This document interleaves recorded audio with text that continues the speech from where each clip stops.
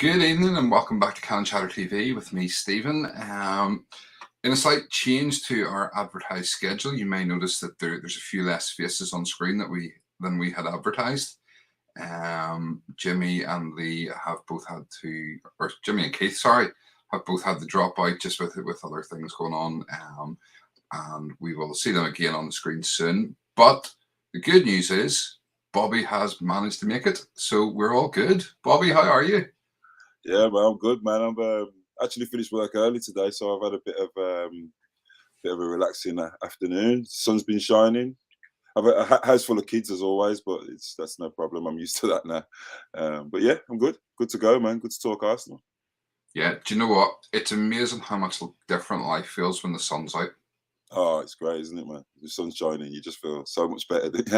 Yeah, definitely. I've noticed the sort of even the drive to work at the minute in the mornings, where it's a bit brighter, the sun's out, and you kind of, even you're driving there, and much as you don't want to be going to work, you still, you're feeling that wee bit more happy, that wee bit more confident it's going to be a good day.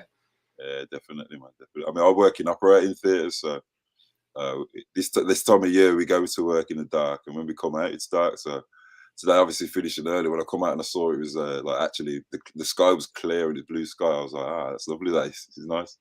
Yeah. It's a bit of a change, isn't it? And obviously we've got the clocks going back soon, so haven't we? So yeah, got the good weather to come and look forward to. Hopefully, good weather. Yeah, I'll try. The clocks change this weekend. So yeah, it'll be a bit nicer. I mean, I don't leave work until 6 o'clock. I'm driving home, driving to work in the dark, driving home in the dark's not pleasant. So coming home now in the lighter nights, definitely feeling good. Arsenal are winning games. We're climbing. We're doing good. Life just feels that bit better right now. So listen, we don't have a massive amount to go through tonight because obviously, since we were last on, not an awful lot has changed. We've had a game which we're going to chat about, and there's a couple of other bits and pieces which we'll chat about. But what we'll do, we'll play our intro video and then we'll get started. Arsenal have gone through an entire league campaign without losing. The first time it's happened.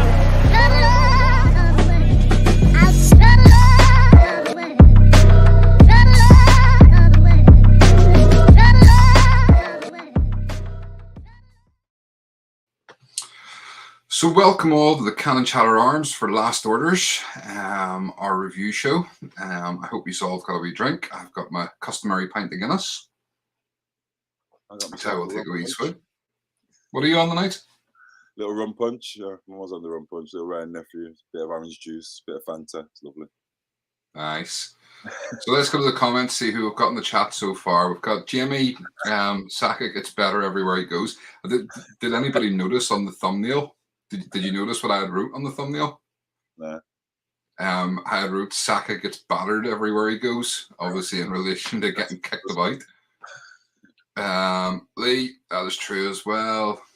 Gary, evening Gary, saying hello Stephen and Bobby. Hello chat room, and there's our very own Lottie. That's it. Okay, so we'll get straight into it, and obviously there has been a couple of, there was a leak out over the weekend in the last couple of days of the new Arsenal home kit. And obviously we've had now the Stella McCartney collaboration today, which I haven't got a picture of, but we'll talk about that in a wee second. But I want to bring this up on screen.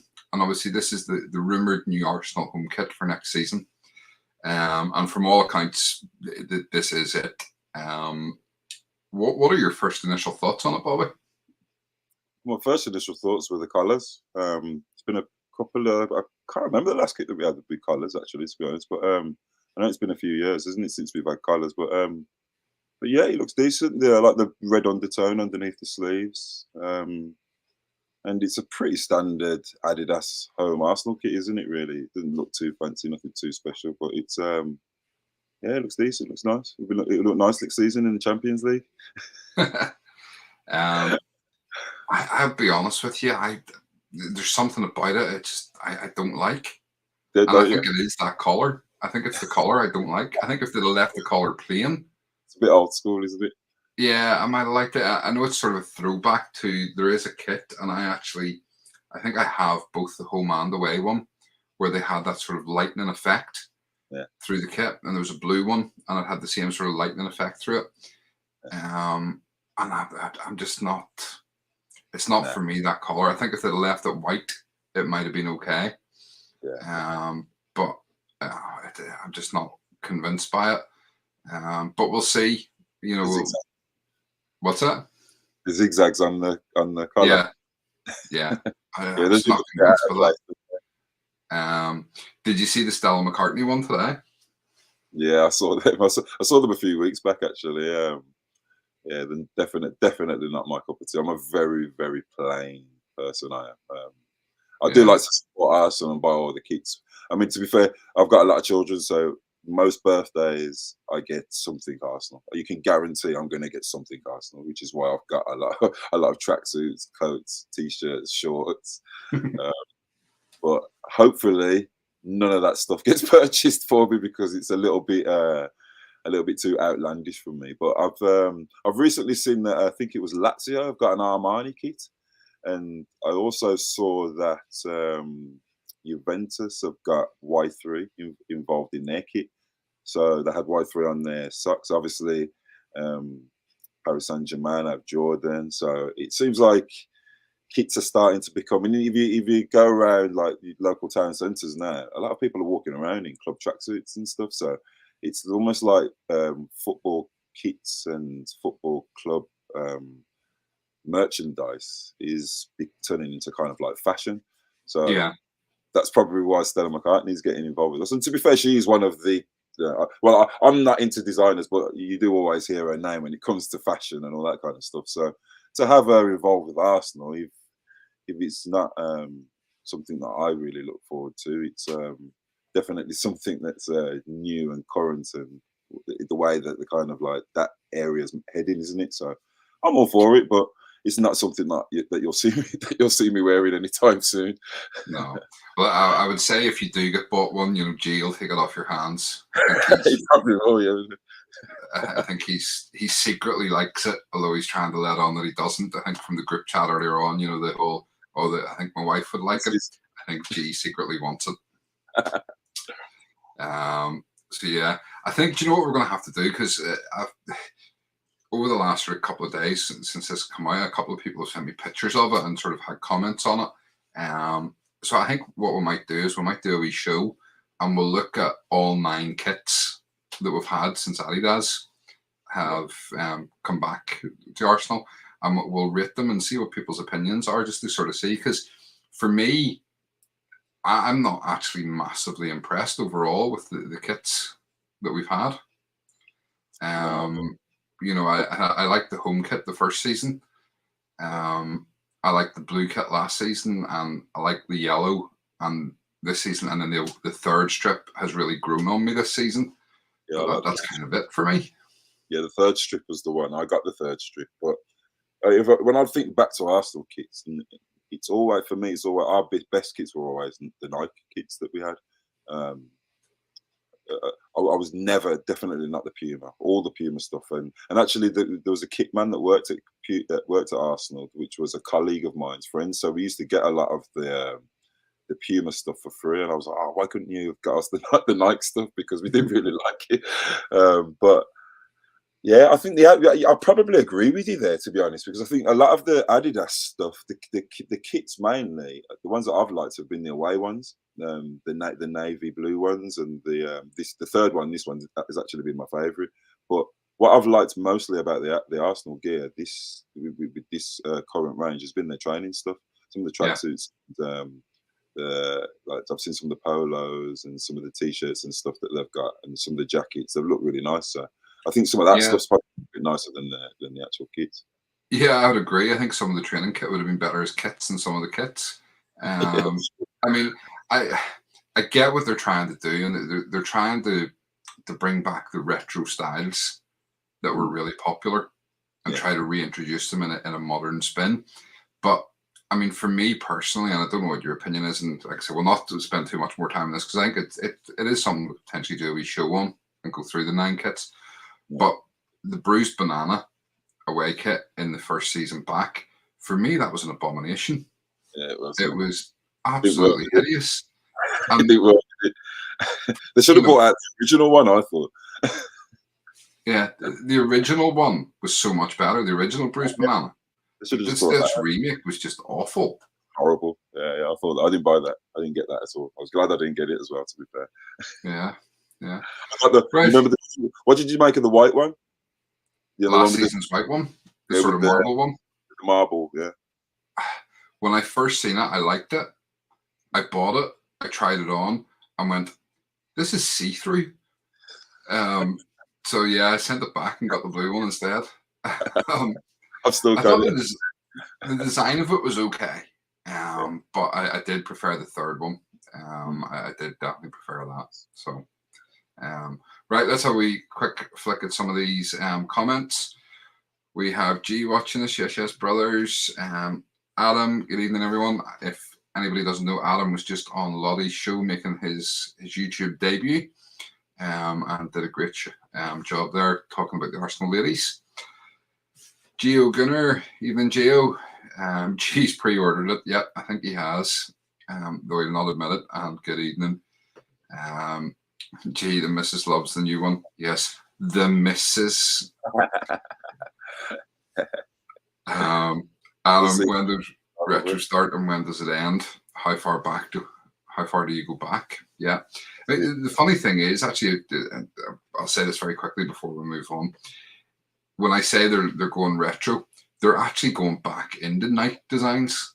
That sort of lightning, sort of zigzaggy was actually a Nike pattern. It wasn't an Adidas pattern. It wasn't an Adidas pattern. That's right. Yeah, and it looks, but that's actually probably the nicest one that they've made. I'd say not a fan, but who knows? We'll see what happens. I seen a leak of a potential black one that has like barbed wire across it, so it potentially is even worse than the home one. So I mean, the black one I saw was a bit like the. Do you remember the black Germany one? I actually got that black Germany one bought for me. Yeah, it just looked like that to me. And I've seen that one as well. Really like that one as well. I thought that was a lovely kit, that was, and a few teams are doing that, and Adidas have done that before. So I was secretly hoping they brought out that for Arsenal next season. That'd be lovely. That would. We'll see. Well, listen, let's move on and have a chat about the Villa game, which you were at. So you were fortunate. Yeah, you were sat with the Villa fans, unfortunately, but you were at the game. So I mean, it's good that we get that insight. Obviously, quite often we get it with Lottie is at the home, a lot of the home games. So it's nice to have someone at the games and sort of an opinion from inside the ground, not just obviously from what we see on TV. So I want to go straight away. We'll go to the lineup, and obviously there's a couple of changes. We had Leno coming in for what turns out to be an injured Ramsdale, who looks like he's out for sort of 2-3 weeks, and has had to withdraw from the England squad. Aside from that, we had Cedric, White, Gabriel and Tierney at the back with Partey and 34 in midfield. With then Odegaard, Saka, Smith Rowe coming in for Martinelli, who apparently was, I'm not sure if he was sick or I think there was a sickness. He was there. What's that, sorry? He was there. He was at the game. He was at the game, was he? Yeah, he was sat on the bench as well. Right, okay. But I know he's gone and he has joined up with the Brazilian squad, so whatever it was, it's not been too serious. And then obviously up top, we still had Lacazette. When you seen the lineup and you seen obviously the news that Leno was in goal instead of Ramsdale and Smith Rowe or Martinelli, what was your first sort of thoughts on it?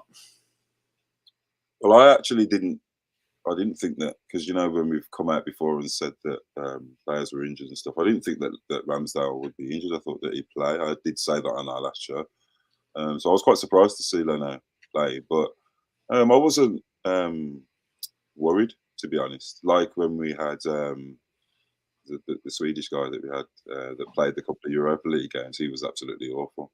Leno's, Runnison, yeah. Leno's actually a really good keeper. He's just not good with his feet, is he? He's a great shot stopper. He's good commanding his box. German international. He's got a very good experience. So I knew that I wasn't worried that he would come in and do a good job. And also, you got to forget now. You can't forget now that he's playing behind a much better defence that's been well drilled back four that have been playing really well in good form. Two defensive midfielders that are solid. So we've been okay. So I wasn't too worried about the lineup. With Smith Rowe, exactly the same. I mean, for me, I prefer him from the bench. But obviously, with Martinelli injured, you knowing how ESR has played this season, there's obviously going to be no worries with him starting.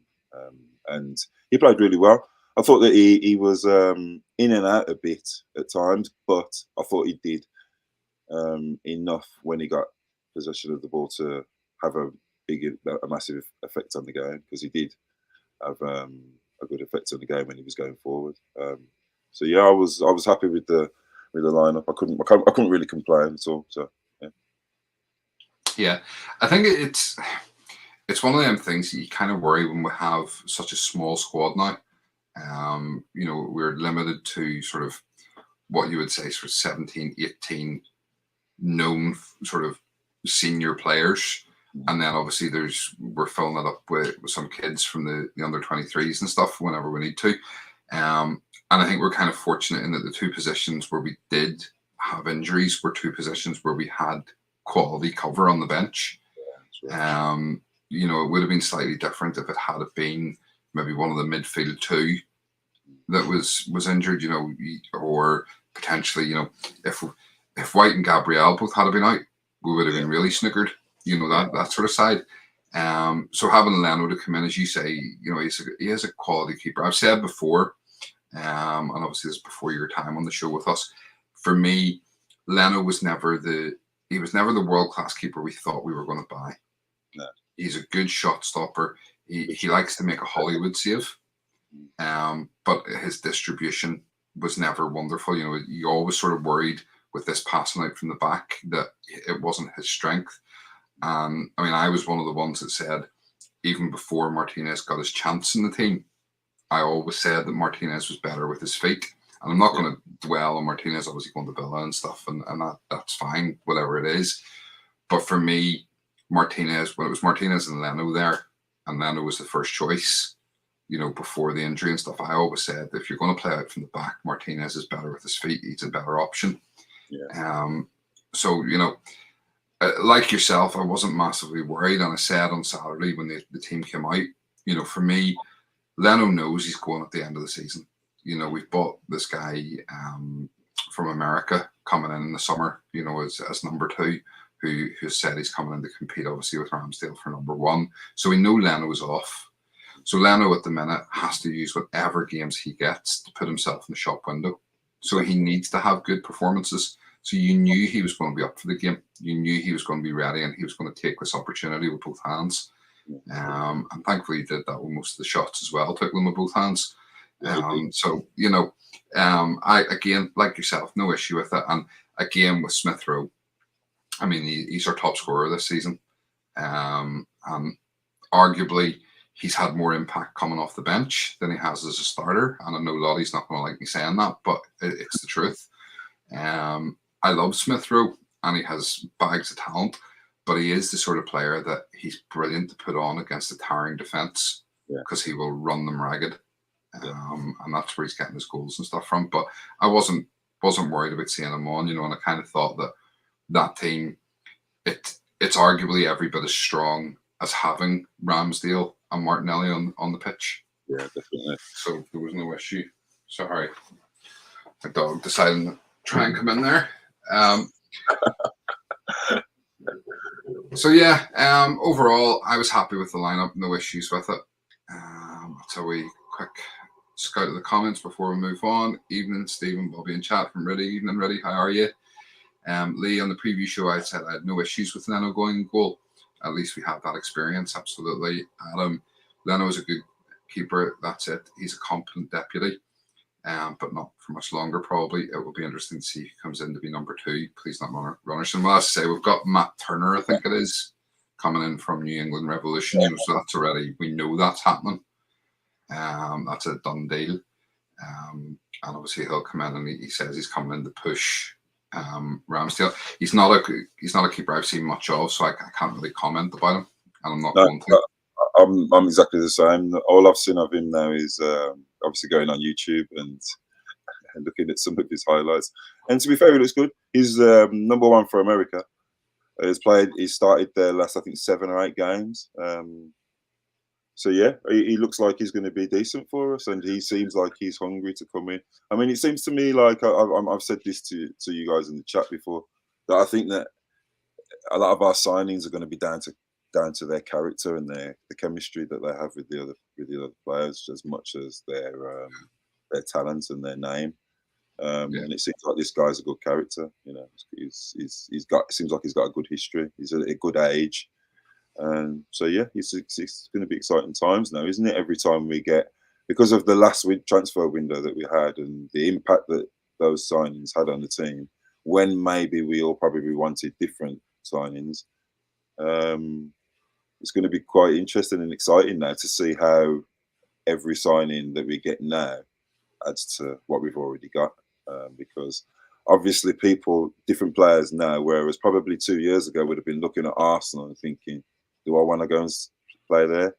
They're probably looking at us now and thinking that we're a young, good, attractive prospect where we're on the way somewhere and they could grow with us and become something and create a legacy here. So, yeah, man, it's absolutely times. Yeah, absolutely. I mean, I'm looking forward to the summer transfer window. I always love the transfer windows. You know, I love the drama of it. It's like my soap opera. So I mean, I get invested, Stephen, man. I get a little bit like, you get a bit carried away. Yeah, I mean, like last summer, we ran a show called the Rumor Mill, every Monday night, where we talked about all the rumors we'd seen from the previous week.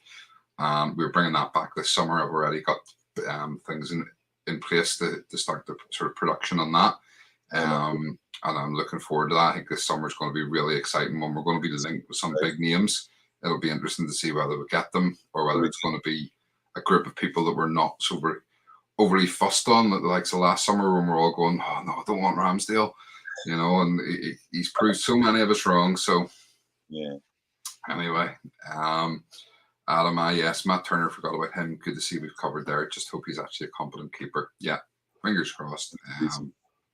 Yeah. So listen, the game itself then, obviously we kicked off, and I mean, for me, as even as a general overview of the game, I don't feel we ever really struggled that much. We didn't score, loads of goals or anything, but I don't feel that we ever really were under much pressure. And obviously, our star boy stepped up again, and just remove that Brandon for a wee sec. Hold on. There we go. Our star man stepped up again and delivered yet again, putting the ball in the back of the net. You were there, so give us a wee bit of a run through. Talk us through, obviously, what happened and how you were feeling at the time. Well, I was sat by the right corner flag, so I was right in front of Saka. Every time he attacked Ashley Young, it was great to watch, beautiful to watch. But what impressed me most was our overall game, how we nullified Villa's threats. Did you see Coutinho? Did you see Buendia? Matty Cash got forward a couple of times, but every time he tried to get down the right, he was doubled up on. He had to turn back. The way we controlled that game, the way we give Lennon not that much to do, the way we almost passed them to death. Because if you notice the way that we controlled the game, and we did exactly what Mikel said that we didn't do it against Watford, where we played, we should kill them with 300 passes. He said something like that. That's what we did, yeah. And as you just said then, I never felt like we was in, even at the end where they had their like 10, 15 minute spell, it was all kind of long crosses that were going to the back post and were just going out, or it was never really under threat. So yeah, I was really, really impressed by the performance. The fans did not stop singing the whole game. Yeah, something's happening, man. That's what I felt being there, and that's what I'm feeling at most games, even the games when we lose now. It was really good to watch. I didn't think that I thought that Pepe would have come on and maybe impacted the game more than he did, and he didn't. I thought we could have possibly scored a few more goals. We did have a few more chances in the first half that maybe would have made the game a little bit easier. In the second half, it was a bit difficult for me to see because I was at ground level, so I couldn't see a lot. But when I came back and watched the game back and saw the amount of chances that we had, I saw it was quite frustrating that we probably could have made it a lot easier than what it ended up being. So, but on the whole, yeah, it was a fantastic performance, and winning 1-0 away from Villa was very, very underestimated. I can totally understand why the team was celebrating in the way that they were. Winning 1-0 away from home is definitely a massive reason to celebrate. So, yeah, man, I was really happy, really chuffed with the performance, and hopefully now we can just kick on. 2-week breaks come at the perfect time. 6 points out of those 9 games, out of those 9 points that were available in that week, has been a fantastic turnaround considering we played Liverpool in that as well. Yeah, I say, I mean, for me, the performance overall during the game, I never really felt nervy that we were going to concede. And they did have, they had a couple of spells. They had a spell at the end of the first half, and they had a spell at the end of the second half, where they sort of seemed to get the ball and dominate possession for a bit. But as you said, they were doing nothing with it. Trying to ping in crosses and stuff, and it was being dealt with comfortably. Cedric has been very good. He's one person that did get a bit of stick before, and I think he's come on leaps and bounds. And we're starting to see obviously why Arteta wanted to bring him in. Yeah. He's definitely done very, very well. I think obviously the combination with White and Gabriel, they're fantastic together. And it'll be interesting to see. I'm just seeing a comment here from friend Mark, saying, even guys, I wonder if Saliba will get his chance next year. Just been called up by France after another good season. So it'll be interesting to see. I mean, I know a couple of people are sort of saying they think he'll be gone. They'll sell him off. I think they're going to extend his contract, bring him back in. And I think he'll get some cup games and stuff, but it'll take a while for him to get his chance in the Premier League, because I think it's going to be hard to split that partnership with White and Gabriel. Yeah. What's your sort of feelings on Saliba coming back? I mean, I'm not his biggest fan. My son played against him when he was in the 23s. Obviously, my son's a big Arsenal fan, so he was quite interested to see how Saliba was. And actually, Murray was the player that stood out that day, funnily enough.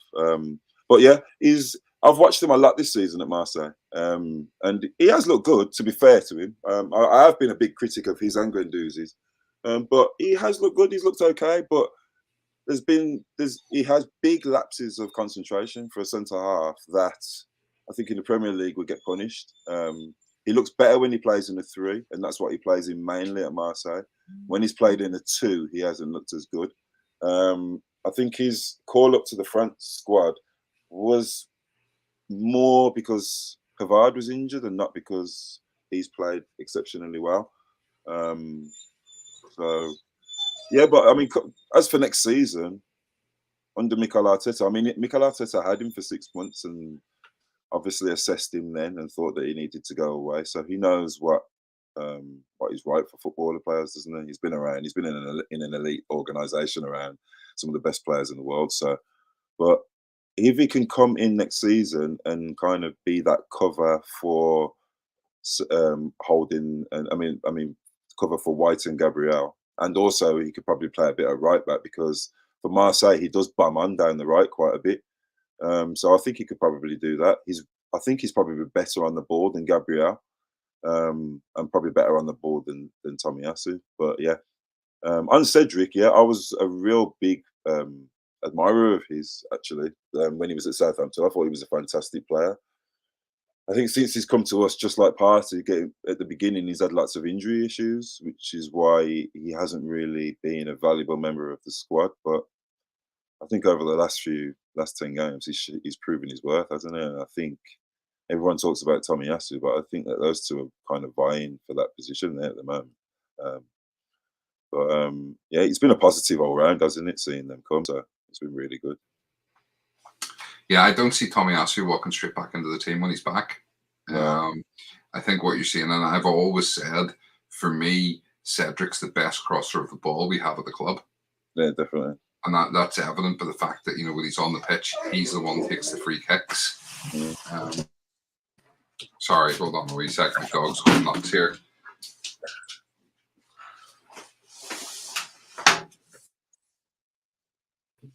There's a hedgehog out the back. You can't forget that he won the Euros with that Portugal team. So he's got a good pedigree. He's just been called up to the Portugal team again, and they've got some good right backs in Portugal have. So his level is quite high. He's when he plays poorly, he's still kind of like a 6-7 out of 10.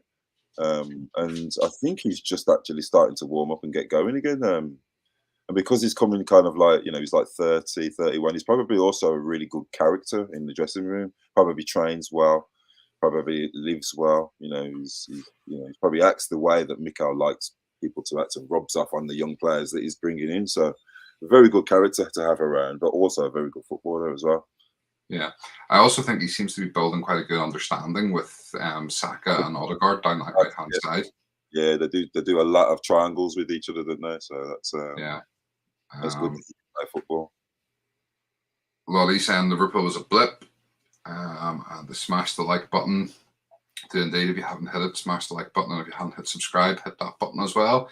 Adam Cedric has been great debut at right back. Tommy is better. But the fact we're not missing him is a credit to his resurgence in the side. Now that Chambers and Bellerin have left, he's now got his chance. Absolutely. And I think, I had him on the list of players to sort of leave in the summer, but I'd be quite happy keeping him. Definitely. I wouldn't have an issue with him still being there next season based on his performances at the minute. Yeah, exactly. And I think if we talk about potentially giving Lacazette a new deal, then I don't see any reason why you turn around and then say, well, Cedric's not good enough to stay, because based on his performances, he's every bit as valuable to the team right now as Lacazette is, for me. Didn't Cedric get a 4-year deal anyway? Yeah, no, I mean, it's not a case of him leaving for free. He's got 2 years left. Got 2 years so left. It's just more the fact that, he was kind of one that we looked at as a potential that could be moved on and replaced in the summer. If we're still changing up the squad, but I'm quite happy for him not to be, is what I'm saying.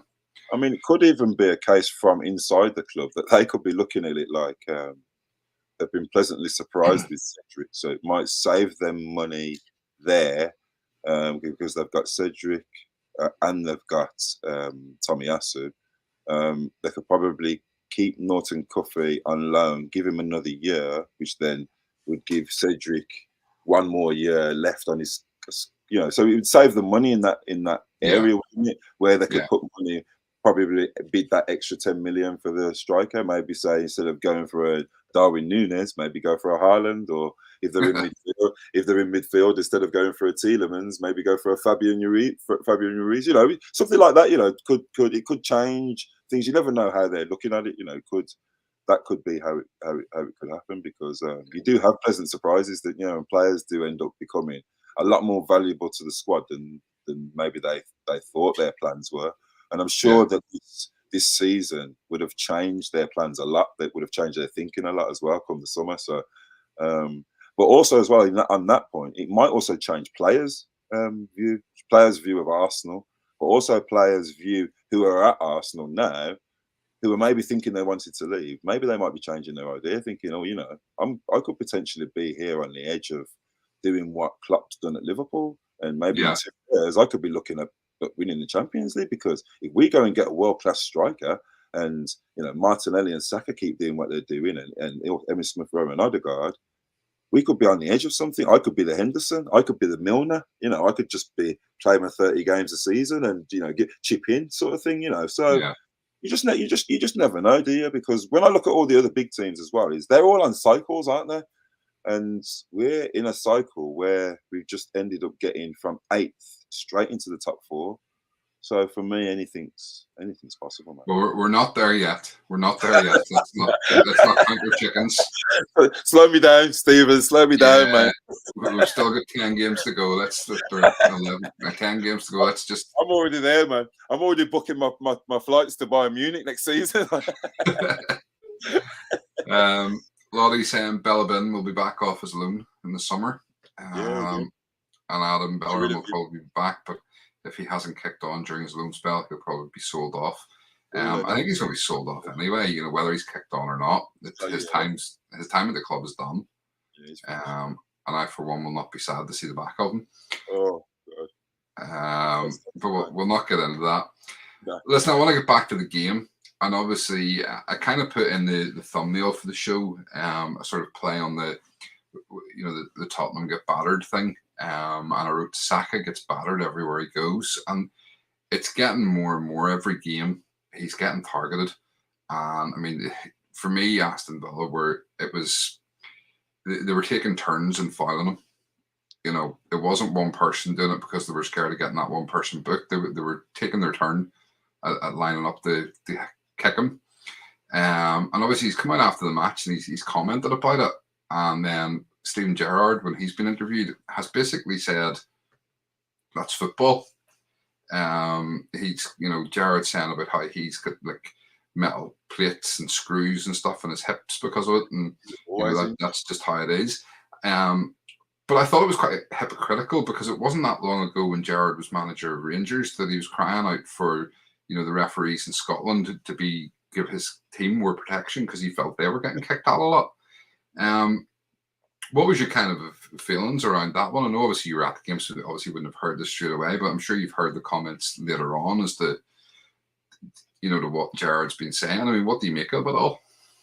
Well, I'm a coach as well, so I kind of understood his what he was saying, in a way. Saka is one of the best young players in world football. He's gonna get kicked. It's gonna happen, and he's been getting kicked ever since his debut. If you think back, because he beats people, because he embarrasses people, because he takes them on. Not only does he do that, but he's also very strong. I mean, if you remember the goal against Watford, I can't remember the midfielder's name. He was at Manchester United. He was on the ball. He was coming out of midfield. Saka just went in front of him, body checked him, hooked his right foot just as he was about to pass, cleverly, and he ran in front of him, did a 1-2 with Laka and scored. So Saka's a tough kid. The only time I've ever seen him getting kicked affect him the next game was when MacArthur took him out for Crystal Palace. You remember rightly, he missed the next game. But other than that, he seems to take it quite. He seems to take it quite well. I notice a lot of people have pulled out of England duty. He hasn't. If he was getting kicked that much, he wouldn't have gone. Mikel Arteta would have pulled him straight out of that because he doesn't want to affect us getting into the top four. That kid's built differently, and I think he can take it. I don't think it makes it right, but I think he needs to accept it that it's going to happen because you embarrass people every week. You embarrass teams' whole left side every week. You make managers change their whole tactics, because you're that dangerous. So it's going to happen. Steven Gerrard's comments, I just found that's what any manager's going to say. They're going to say that, especially when you're an ex-player. And he was one of my favourite players as well. But, Steven Gerrard, that's probably why you never won a league title, because you was always injured. And you wasn't injured because you was getting fouled like Saka. You was getting injured because you was running around kicking other people. He would have been that one taking Saka out, to be fair. Yeah, I mean, we obviously have our next game is against Palace and MacArthur. I mean, that tackle, that wasn't a tackle. That was just outright assault. Yeah, it was assault. That was ridiculous. And it's when you see things like that and they're getting away with it. Yeah. It's just crazy. And even some of the tackles that people were getting away with in Saka at the weekend. And it kind of leads me on to the next point I want to talk about, which was, and I'm not this guy's biggest fan, and anybody that watches this show knows what I'm talking about now, because as soon as I say I'm not this guy's biggest fan, everybody in their head is going, he's about to talk about 34. And I can't even say his name. So there was an incident at the end of the first half. I mean, you're literally 45 minutes and 33 seconds in to the first half into injury time.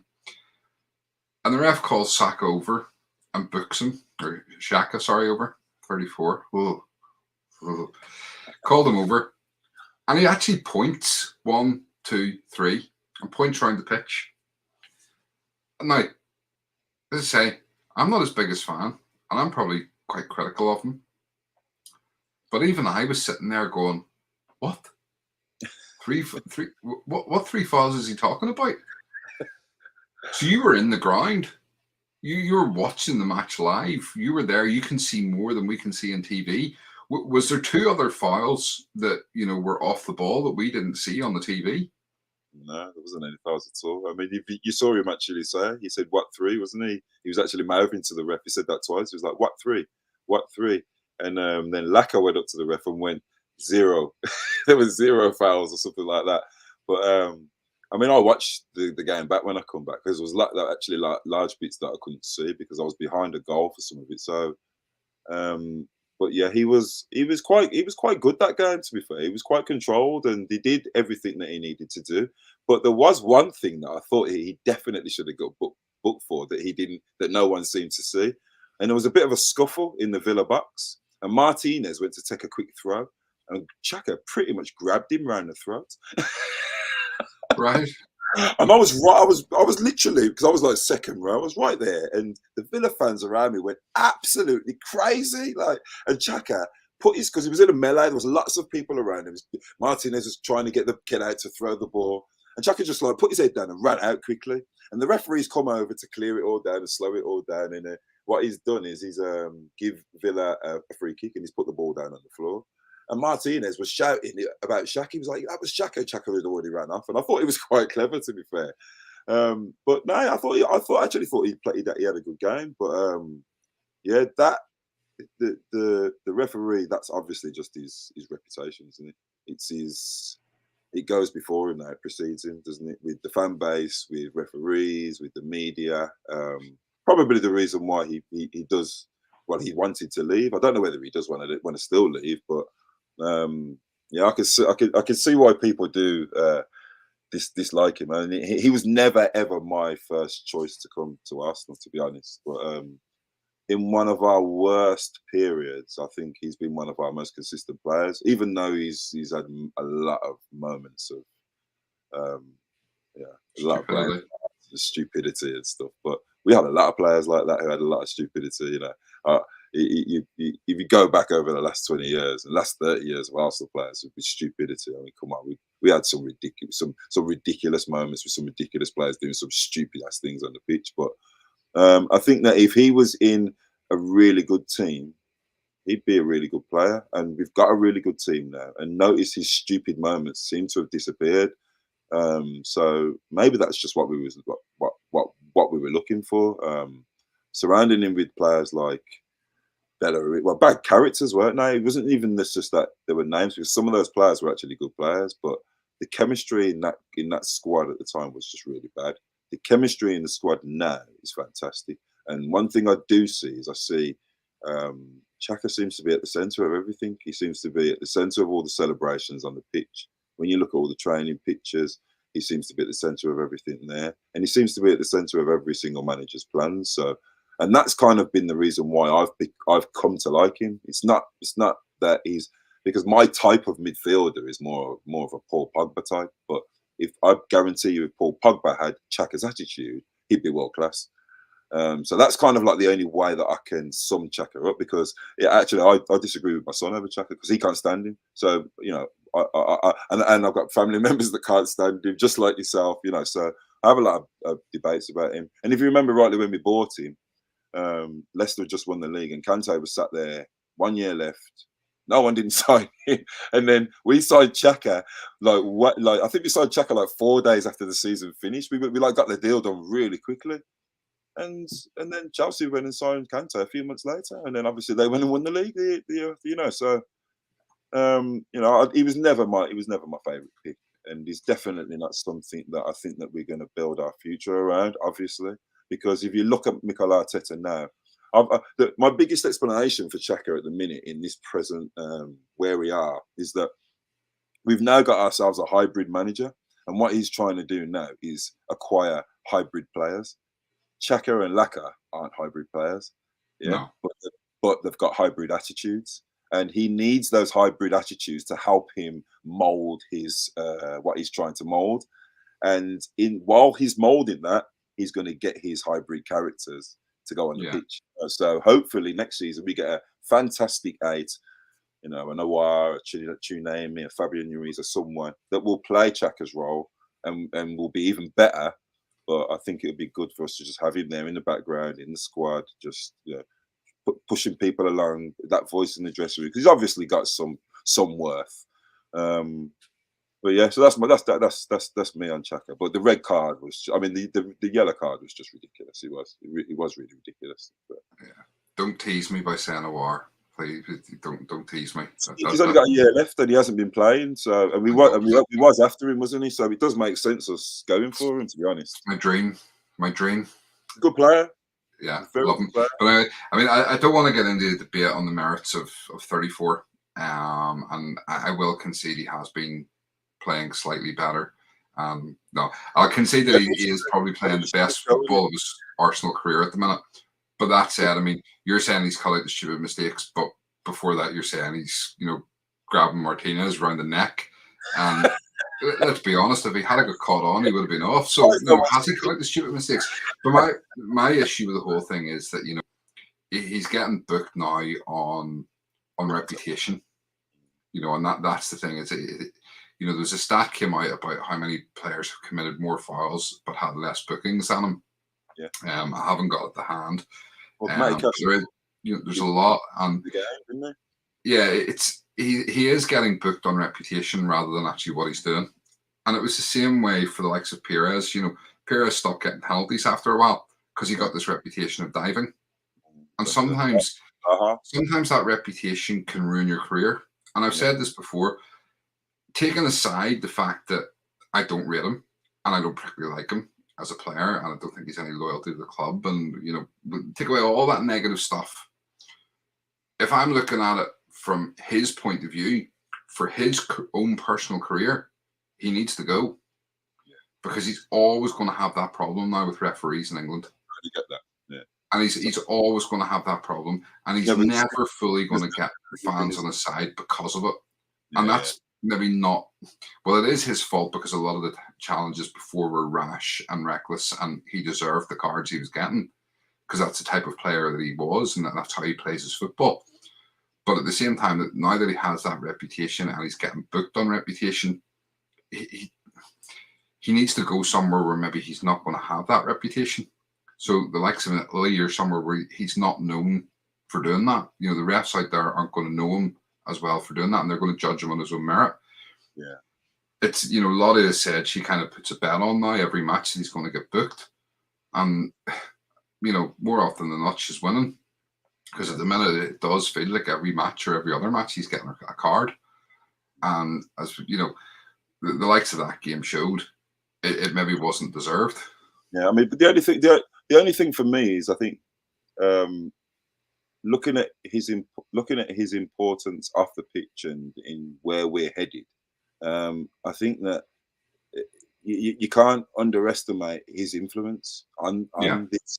I actually sent a video to G because there was a video of Mikel Arteta hugging all the players afterwards, and he goes and hugs Odegaard, he goes and hugs Party, and then he goes to Xhaka just afterwards. But the way he embraced Xhaka and the way he lit up, his face lit up, was just different. And it said to me that they've got a different relationship that he's got to the rest of his players. Now, for me, I don't want him leaving, even if it's to the benefit of him as a player and because of his reputation and stuff, if it's to the detriment of us as a team, you know, because I think that our rise, I mean, even in the games when him and Partey weren't fit at the beginning of the season, we just didn't look the same team.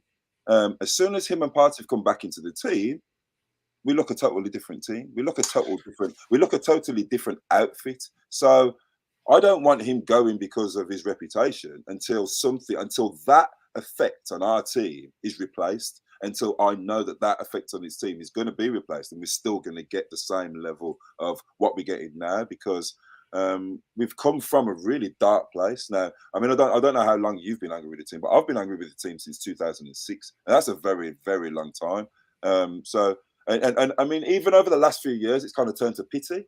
Whereas before it was just total anger. I was pissed off with every signing. I was pissed off with absolutely everything, comparing it to other clubs and everything, you know. So now this is the only time I'm starting to feel positive. And I think that every single player, even those players like Holding, like Cedric, like the players that I didn't really want or I didn't really rate, even Partey was one of those, because Partey's took 18 months to get up to speed. So I genuinely didn't think that he was going to be someone that we could build our future on, and now he's looking like the new Vieira. So for me, all these pieces of the puzzle that seem to getting us where we want to get to, I've got to get behind them there. I've just got to. I can't. You know what I mean? Yeah, I think to be fair though, it's maybe a conversation for a different time, and I think we'll do towards the end of the season. We'll do our squad review at the end of the season. But just to sort of very, very quickly, and this is the last sort of thing I want to say on it.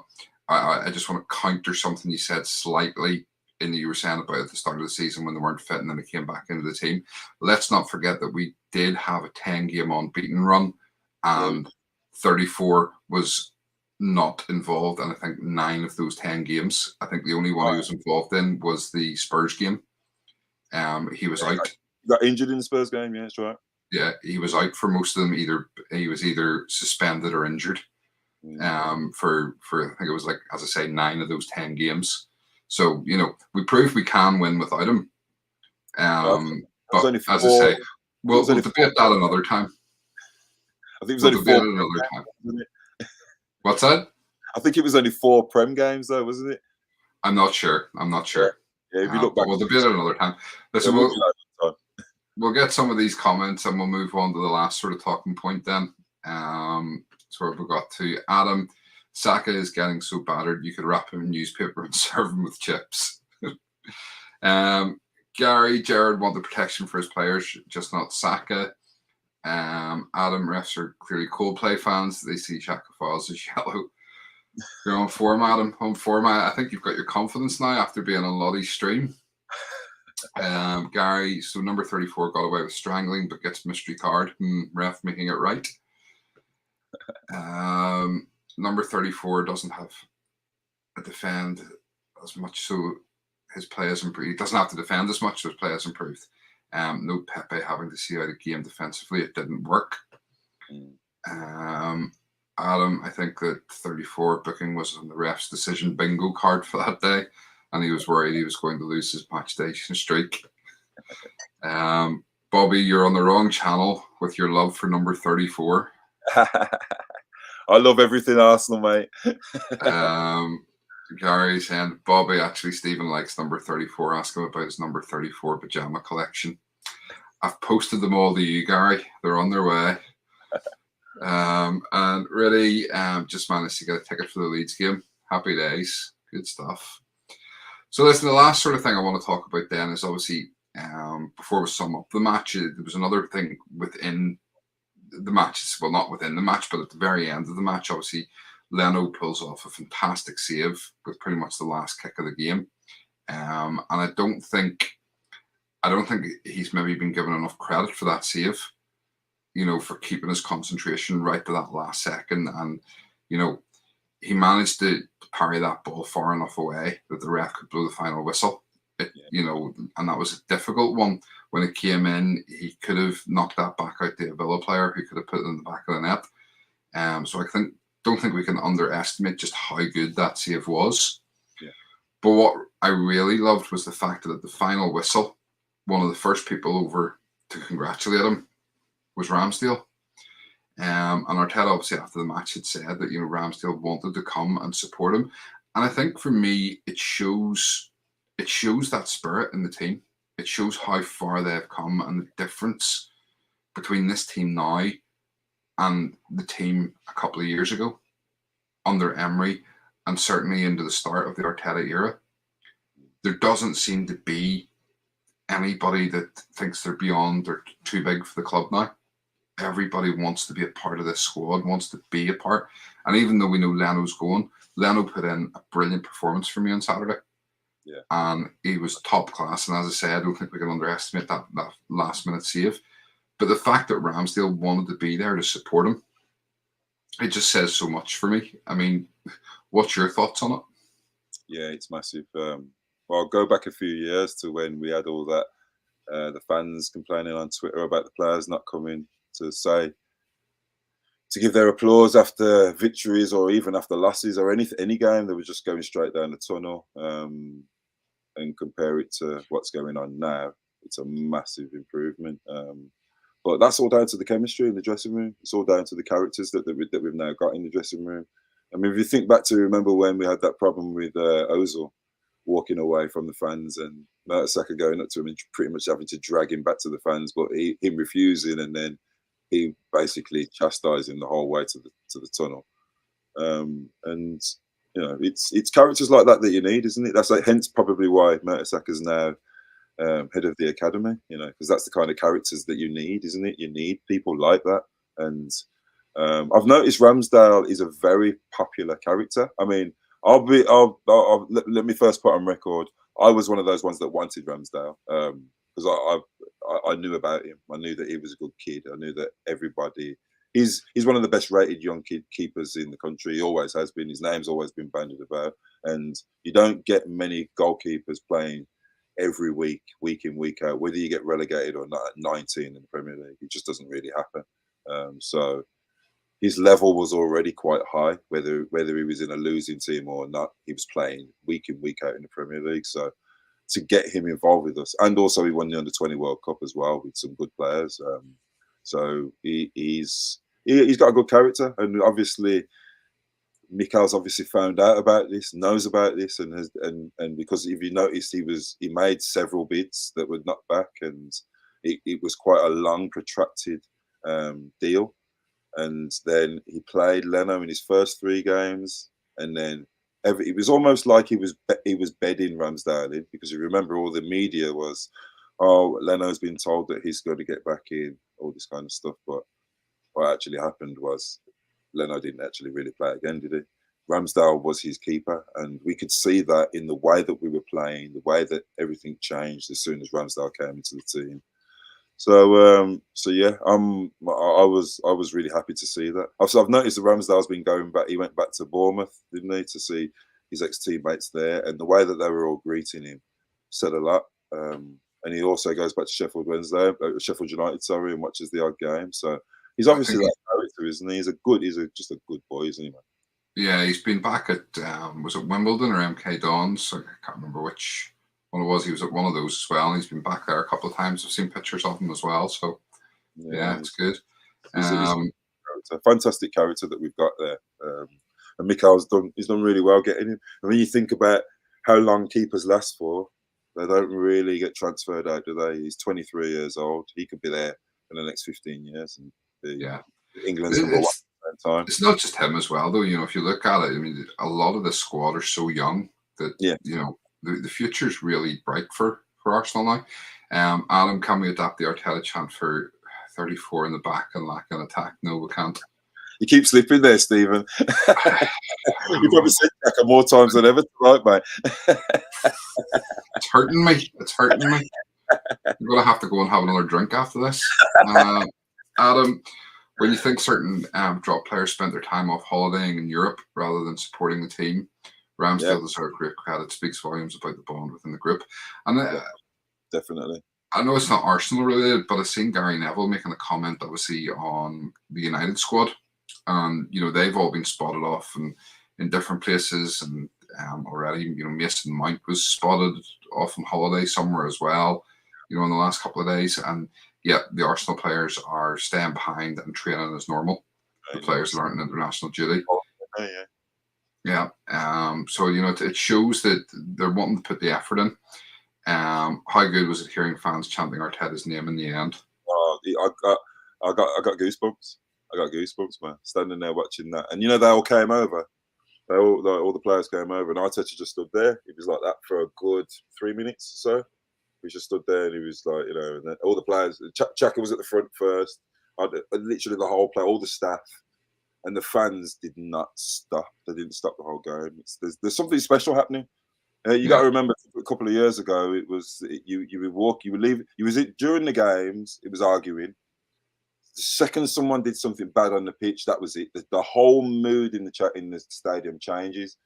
And then towards the second half, at halftime, every halftime there'll be booing. If you're not winning, there's booing. Arguments in the bar, arguments in the queues. It was a really horrible, toxic place. It really was. So to see that, it was just honestly, really, it was touching. We've come a really long way, man. We really have, and that's why I can't hate any of the players anymore, man. You know, the amount of stick I used to give Holding and Cedric and sometimes even Xhaka, you know. Even Lacazette still gets stick now in my circle. Yeah. And I just don't understand how anyone can give him any stick. The guy bleeds for us on the pitch, man. You know, obviously he's not fantastic. He's not Ronaldo. He's going to score goals like that, but he gives his absolute all. You know, he doesn't want to miss goals. So yeah, man, there's something good happening, man. And when we sign new players, absolutely. Adam, I was surprised we were going for Ramsdale considering his double relegation. I wasn't too fussed though, as I thought he was coming in as a deputy for Leno. I was very surprised when he was moved to first team starter though, but I've been impressed ever since. The same against Leicester. Against Leicester won me over completely. Yeah, I mean, he's been fantastic. And in terms of Arteta, just to go back to that one very quickly, I mean, both me and G will admit that, you know, I never wanted Arteta. I'm quite open and honest about that. I didn't want Arteta. At the time, I wanted Allegri. I thought we needed someone like Max Allegri to come in and sort out the defence. I thought, you know, we needed that sort of Italian mindset to really get that defence. And it was always defence was the biggest issue for us. So I never wanted Arteta. And I was sort of hit and miss. I got behind him, you know, from word go. I said, right, well, I'll support him. But I was very sort of, for want of a better term, I was quite floppy on him for a bit, you know, and I wasn't sure. I went through stages where it was, no, I'll support him. And it was, no, he's not good enough. He's got to go. And I mean, there are times, and Lottie and G will both tell you, there were times that things happened and I was like, nope, that's it. I'm done. I'm Arteta out. I want him gone. And G's been the same. You know, G will totally be exactly the same, and he will admit the same thing. He said the same thing at times, that no, he's not the right man. And I completely have gone, you know, full circle with him, but I'm 100% behind him now. And I can see, I always could see what he wanted to do. I just didn't know if he could do it. Yeah. That was the thing. And now I can see that he can do it. Yeah, you know, and people talk about his lack of man management. And quite frankly, the people that talk about his lack of man management are people that have never actually been man managers. They've never actually managed anybody, because his management's spot on. I think his man management is first class, and I've always said that about him. I just didn't know if he could get the reaction, but I think, you know, it's been very evident that he wants a certain style. He wants a certain level. He has a certain level of expectations in terms of what people will do around the club.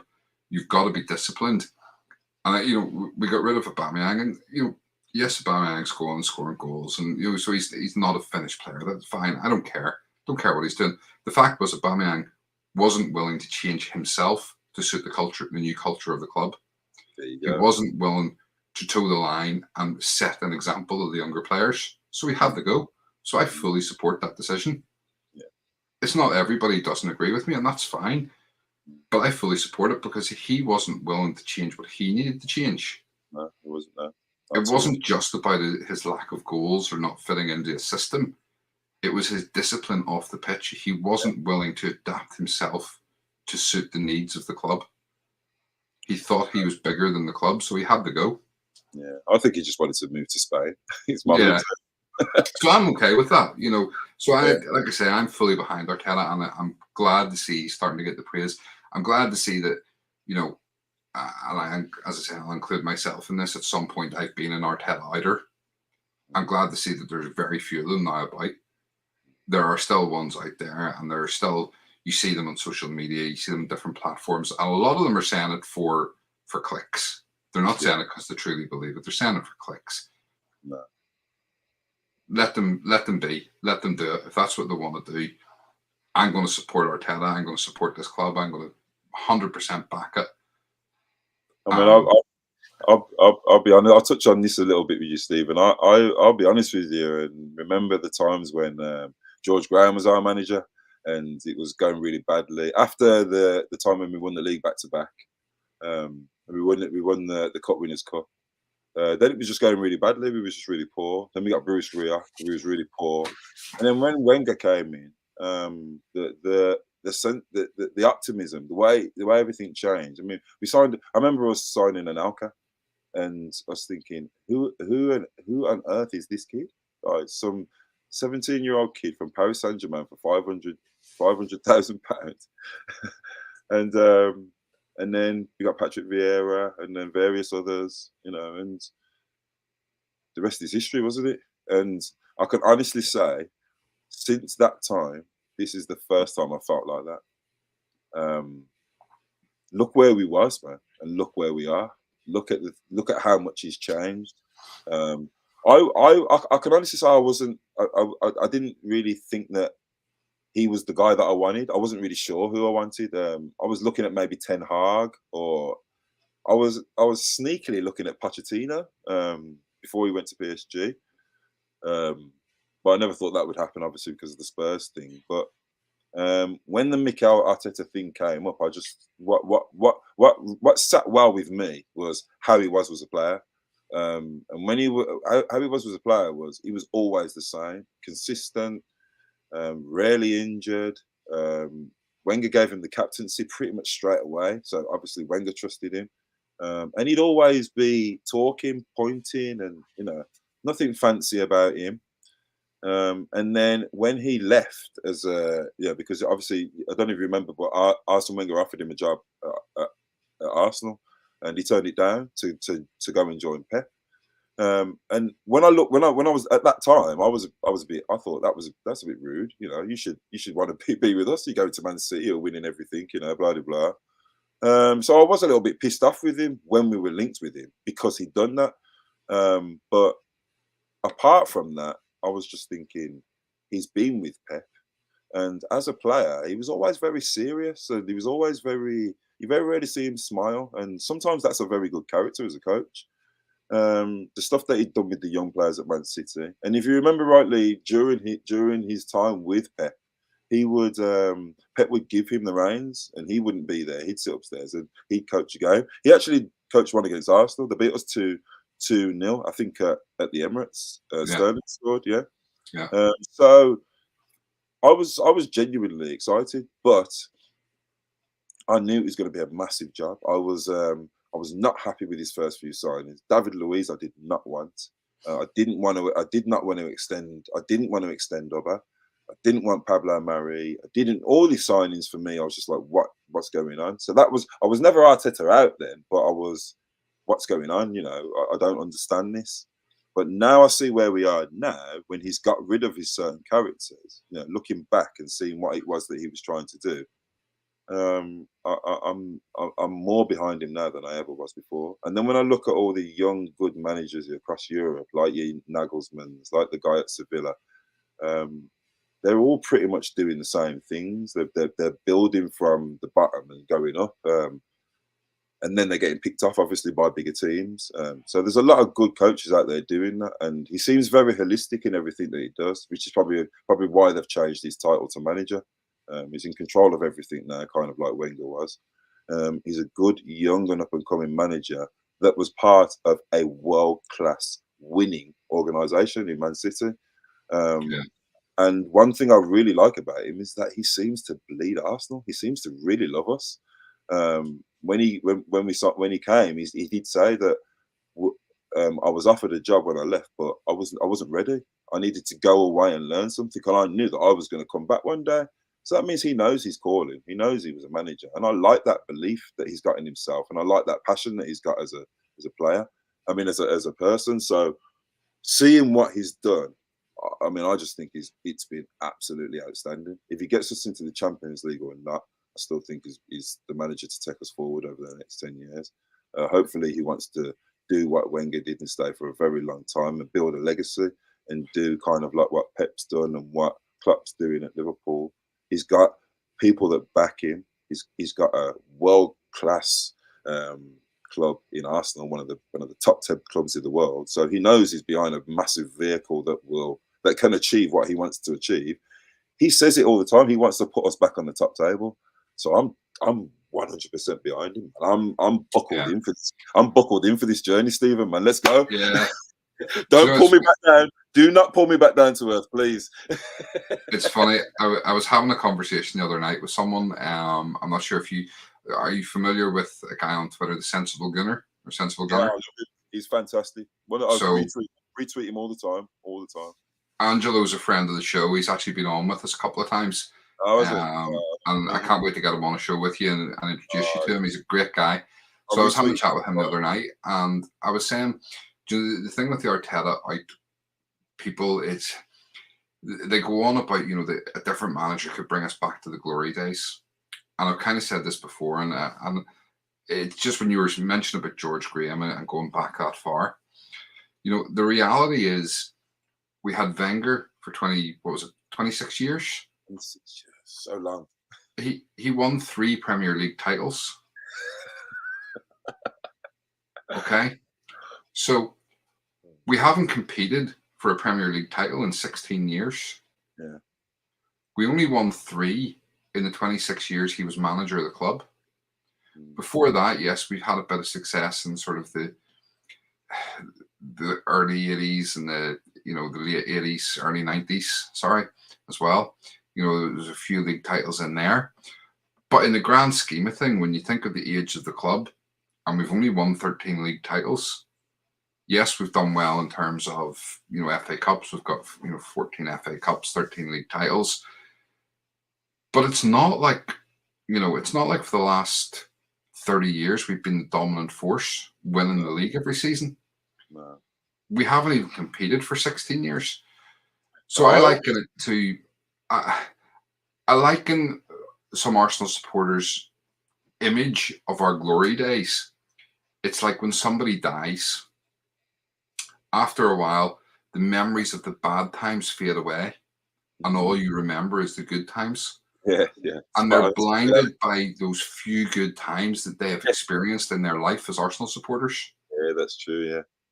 So all they're remembering, when they say a return to the glory days, from the majority of them, they're remembering 3 league titles. Yeah. Or for us that are a bit older, maybe 6 league titles.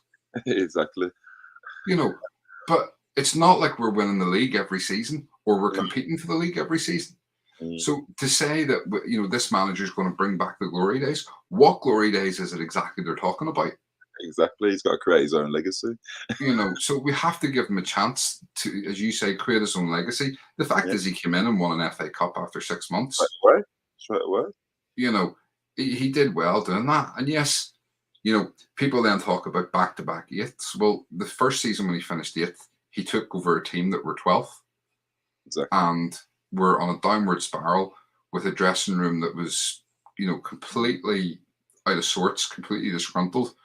So he did well getting into 8th. Yes, we didn't kick on last season, but we're now starting to see that he's kicking on. A lot of the dead wood's been removed. There's a change in the culture of the club. There's a change in the attitude of the players, which you're seeing on the pitch. It's definitely different times, and it's only going to get better. So I fully believe that, I do think that he's going to win us a league title. Yeah. I'm going to put my neck out there now and say he is going to win us a league title. But anyway, listen, let's get these last couple of comments in, and let's wrap things up. Where we've got to Gary, without Louise, I don't think Gabriel would have been the player he is now. Louise had a card in him, but he was an example of the young defenders in regards to what Arteta wanted. I'll agree with you 100% on that, Gary, and I know, obviously, you've been with us from last season and stuff, and I did say at the end of last season, I'd be okay if David Luiz had been here this season as a mentor to those younger players, because he is a winner. Taking aside, his discipline problems, the man was a serial winner. He won so much at Chelsea and at PSG and stuff. He had that attitude. And I think Gabriel did learn a lot from him. So I'd have been quite happy for him to be here as sort of like almost like a player coach this season. We haven't missed him on the pitch, but I certainly think, his influence around the dressing room might have been one that potentially have kept him here.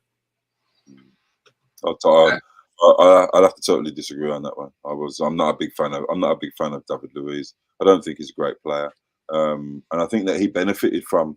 I mean, the two clubs that you just said there, Chelsea and PSG. I think he benefited from the cash-rich billionaires that came into the game, and that was one of the things that I was going to allude to before when we was talking about Wenger and his era. I think that basically Abramovich killed Wenger, because as soon as Wenger found a niche, didn't he, when he came, and that was good cheap players from France. Then Abramovich came and started buying Drogba for 20, 30 million and SEN for 13 million, and he totally changed the landscape. Wenger Yeah. Wenger's a man of morals and ethics that didn't ever want to compete. So we was never ever going to be part of that top table then from that time. Then you've got Man City that came in a few years later, and Wenger just stayed for vibes basically, because we didn't even really produce. I mean, we produced good players that Manchester City and Manchester United came and bought from us. It was ridiculous. We was pathetic. That's why I say I'm totally with you on this point. We from 2006, I didn't appreciate the team at all. I just supported Arsenal. I went to games because I loved Alexis Sanchez. I like to see Ozil and Robin van Persie, but I didn't have that same passion that we had when we was actually challenging for things, you know. And now I've started to get that verve back again because Mikel's brought it back. So yeah, man, I'm totally with you on that, man. That was not a dominant period. It was a dominant 6 years from '98 to 2004, and then we just totally dropped off, and it was. I think it ripped our hearts out, basically. Yeah, you're totally right in what you're saying, and I agree with you in the sense of, you know, Abramovich and Sheikh Mansour and stuff. They sort of ruined the game with the money they brought into it. 100%. But at the same time, you know, and I've said this before. For me, and I loved Wenger. I loved Wenger as a manager. I loved everything about him. I loved the way he conducted himself. I loved his attitude to the game. But for me, he got lazy. So he came in and he totally changed the landscape of English football when he came in. You know, he changed up the dietary things. He changed up the culture of the club. And that's what Arteta's looking at doing now, is getting that culture of the club back. Yeah. But then he got lazy. And other teams caught up to him. Not just, obviously, you had the likes of Cities and Chelsea's who were spending more money and could spend more money. But the other teams also caught up because they were changing the way they were doing things in the background. You know, they changed their dietary requirements. They brought in nutritionists, stuff like that. All the stuff that Wenger led the way doing, they all caught up. Yeah. And then they overtook and they were doing new things. Whereas Wenger very much was stuck in his ways of this is what's worked for me. I'm sticking with this. Yeah, dinosaur. He didn't evolve when they were, you know, evolving past him, and that's what happened. He almost became a dinosaur. In the same way Mourinho has. Yeah, from being a revolutionary, you know, visionary person in football to becoming a dinosaur over the tenure of his time at Arsenal. Yeah. So it wasn't just the money, it was that as well. But the culture is so important. And that's what Arteta's bringing back, is that culture within the club. So, definitely. Right, listen, I'm going to call last orders. So last orders at the bar. Anybody, any final questions or comments, get them in before we close. Any sort of final thoughts on the match from Saturday? You want to, because we kind of drifted away from that completely. Well, my thoughts on it to summarize is that it was just and obviously because I come from Birmingham, a lot of my friends are Aston Villa fans. It's been a game that I've gone to for the last 20, 30 years. It's always the game that I look forward to every year to go to Arsenal, because obviously I get bragging rights then for the rest of the year. And my stepson's actually a Villa fan as well. So, and for the last couple of years, they've actually beaten us. So it's not been a happy time in my house, but yeah, today's been it's been a nice couple of days, obviously, because I've had the bragging rights. But yeah, the game was to go away to Villa, and they are a good team at the moment. They've got that new manager bounce. They've had some really good performances. Coutinho, Watkins in the England team, Mings, you know, McGinn. We totally shut them down. We didn't see any of their good players shine. It was a comfortable performance. So I was really, really happy. And for me, it was a sign of where we're headed. It was a sign of where we're headed. If we can go there and bring on Eddie and Pepe and Chaka getting yellow cards and play with Leno and not our strongest team and still go there and win and actually win comfortably, it says a lot, man. So yeah, I was really happy, really, really happy. Excellent. All right. Well, listen, while you guys get your last sort of comments and thoughts in, are you feeling up to having a wee blast at closing the show and doing the socials and that sort of thing, or do you want me to do that? Yeah, you do that, and then I'll do it the next time, so I know what. All right, no worries. Well, listen, thank you to everybody that has watched the show live and stayed with us and been in the chat. You know, as we always say, it wouldn't be the same without you guys. We'd still do it, but it just wouldn't be the same. So thank you so much. We really appreciate it. If for any reason you aren't following us on any of our socials, you can follow us on Facebook. It's Cannon Chatter. On Instagram, it's Cannon_Chatter. And on TikTok, it's @Cannon_Chatter. Obviously, most of you do interact with us on Twitter. And I need to obviously update this and add Bobby and Lee into it now as well. So obviously the main Cannon Chatter account is @Cannon Chatter. Mine is @SB Chats. Then you've got G-Talks Arsenal, @Lottie_B with 2 T's, 2 I's, because somebody beat her to it. You'll get used to this. This is the things you have to say. We obviously then have Keith as well, who's @TheMadRambling1. I'm going to remove this so I can read yours, Bobby, which is @BobbyBrownio. And then we have Lee, who is off the top of my head @Gunnar Lee Meads, I think. But we'll get that updated. We're working on a couple of things with that so we can have a better way of showing you all the social stuff. And obviously, the main thing, make sure you subscribe, turn on notifications, and hit that like button on the videos. So, any last comments? Not really. These are all fairly quiet tonight, which is great because it means we can go and I can get some dinner. Jamie, 2007, 2008, and the 2015-16 season were the best chances after that to win anything. Yeah, and even those we weren't really that close to winning anything. So then either. Yeah. Bobby, it's been an absolute blast getting to do a show with you, just you and me. Any last sort of words? No, it's actually a good time to have a break, hasn't it? I think those 3 games that come in that week, and now having 2 weeks, whatever it's 16 days international break, it's come at a good time. Get some energy back in the legs, some refresh. Obviously, it's good to see that a few of the boys are still training at Colney and keeping the energy going. So yeah, man, it's been nice to have a little break and nothing Arsenal, and look forward to because we've got a nice run of fixtures, haven't we? Before we play, I think it's Chelsea maybe, or is it Man United? Yeah, I think the next 3 are quite winnable. So yeah, man. So hopefully we can get everyone refreshed and back strong and for the final, because obviously there's no international break then, is there, till the end of the season? So we could. So just very quickly, it is Palace away on the 4th, then Brighton at home, Southampton away, and then that's followed by Chelsea, then Man United, West Ham. Yeah, so 3 games going to be tough. Leeds, Newcastle, Everton, and Spurs still to be confirmed. So yeah, there we go. Be good. All right. Well, listen. In terms of shows coming up, obviously over the international break, Lottie is going to still continue to do her women's shows. We're